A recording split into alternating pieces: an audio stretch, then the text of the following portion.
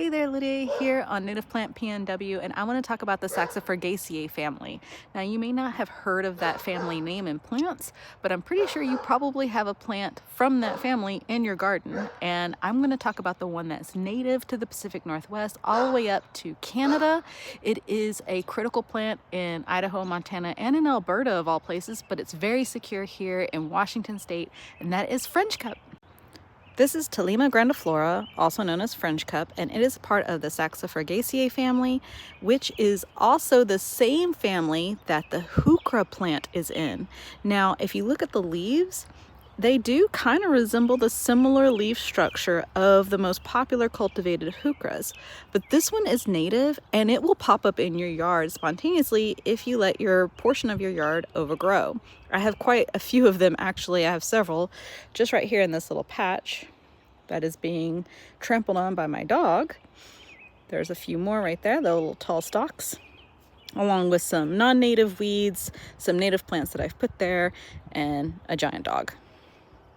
What I really like about the Fringecup is that it's a plant that is easily transplantable in your yard. So if you find it in a place that you don't really want it, you can very easily dig it up, put it in a garden bed that you prefer it to grow in, and it will thrive. I have a couple in another garden bed that I did transplant. They're on year 2 or 3 now, and they are thriving. So this is a wonderful plant to add to your garden. You don't really have to go and buy it. You can get it anywhere in your yard. Just let a section of your yard overgrow.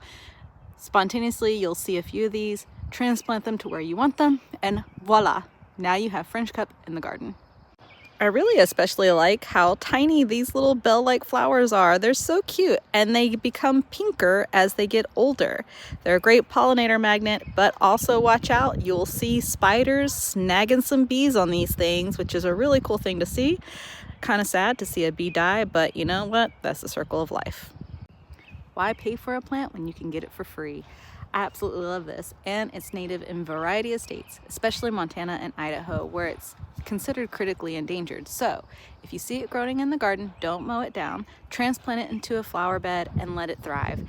And you could be keeping a species alive. Happy gardening.